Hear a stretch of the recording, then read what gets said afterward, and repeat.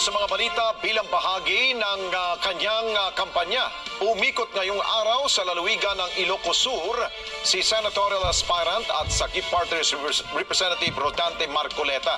Dito, nakakadaw pang palad ni Marcoleta ang mga taga Ilocos Sur at mga barangay officials at maging mga LGU kasabay ng paglalatag ng kanyang mga plataforma. Erlo Bringa sa balita.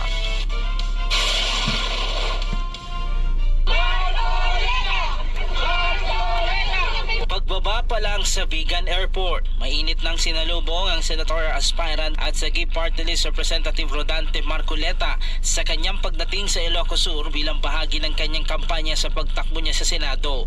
Sinalubong siya ni Ilocos Sur Governor Jerry Singson at ng mga opisyalis pa mula sa probinsya ng Ilocos Sur. Una naging aktibidad ni Marcoleta ay ang pagtungo nito sa isang Unity Walk Program meeting kasama mga barangay official ng Vigan maging ng Ilocos Sur. Dito pinahayag ni Marcoleta ang kanyang mga plataforma sakaling maluklok sa pagkasenador. Isa na nga dyan ang pagkakaroon ng mga karagdagan pang mga programa para sa mga LGU maging sa barangay. Hindi ko lang naranasan yung sa airport pa lang. Meron ng mga tao na talagang tumanggap sa akin. Very unusual kasi kinukumpara ko marami na rin ako napunta kahit sa Mindanao. Marami rin pero sa airport. Wala yung kanina lang yun.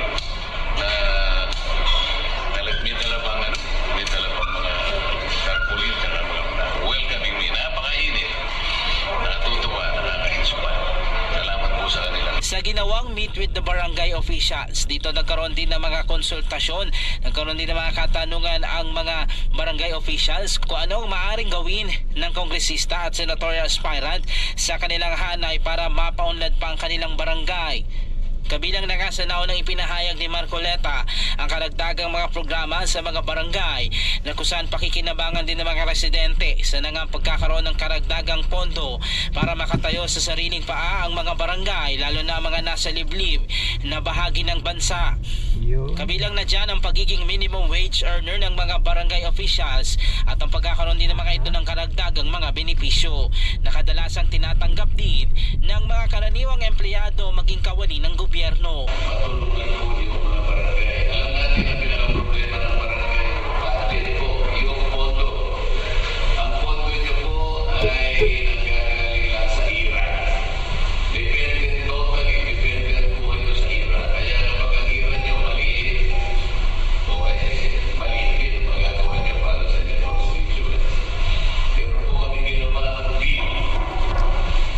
Hindi nga lamang po masyadong umusa sa pagkat alam naman po yung politika sa ating bansa.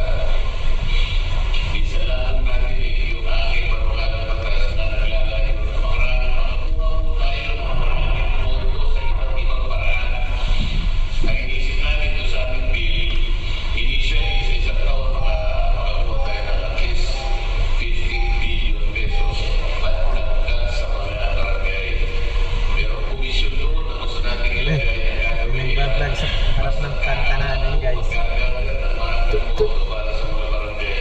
Lalo na po yung maliliit, yung nanggagaling po sa 4th class, 5th class municipalities. Inaral ko po out of more than 42,000 barangays in this country, only 2% ang self-reliant. Ang mga taga-suporta ni Congressman Marcoleta sumama din sa ginawa niyang aktibidad sa Ilocos Sur. Karamihan sa kanila ay nais daw na manalo sa pagkasenador si Kong Marcoleta dahil itong nakita nilang mayroong tapang na maipaglaban Lahat ng talaga tama. gustong manalo Kasabay si din ang Kong pag-iikot ni Kong Marcoleta sa Dante Senado. ay ang pagpapahayag din ng suporta sa kandidatura nito matapang ng probinsya ng Ilocos Sur. Kabilang na dyan ng mga mayors, vice mayors, magiging mga barangay senador. captain, maging ang Number governor ng 1. Ilocos Sur na si Governor Jerry Singson. Giit pa ni Marcoleta sa kanyang naging campaign rally. Hindi raw siya nagangako dahil ang kanyang plataforma ay nais siyang magawa ng aksyon o makitang na ipapatupad para na rin sa kapakinabangan ng ating mga kababayan. Pero mga mapansin po ninyo, meron ngayong magkakampanya galing sa Senado, merong 4 na beses nang bumalik. May 2 beses, may 3 beses. Doon po ninyo sukatin. Mahirap po yung magbitaw ng pangako. Mahirap po yan. Ako isa lang po yung natutunan ko sa tatay ko. Ang tatay ko po ay isang farmer. sabi niya lang sa akin, isa lang ang ibibilin ko sa iyo. Kung meron kang pagkakataon na tulungan mo ang kapwa mo, gumawa ka ng paraan na tulungan mo siya. Isa lamang po yun. Alam niya kasi na mahirap ang buhay namin, pero nakuha pa niya sabihin, kung meron kang magagawa, di lalo na po kung senador ka, may magagawa ka naman talaga. Ang senador po makapangyarihan. Bakit ko po sinabi yan? Mag-ibig pong marinig natin pagka senador ka, each senator represents one republic. Erlo Bringas para sa Matadag Agila Matatag. One Dapat senator matapat. represent one Maraming republic. salamat sa inyong pong pagsubaybay sa Mata ng Agila Primetime.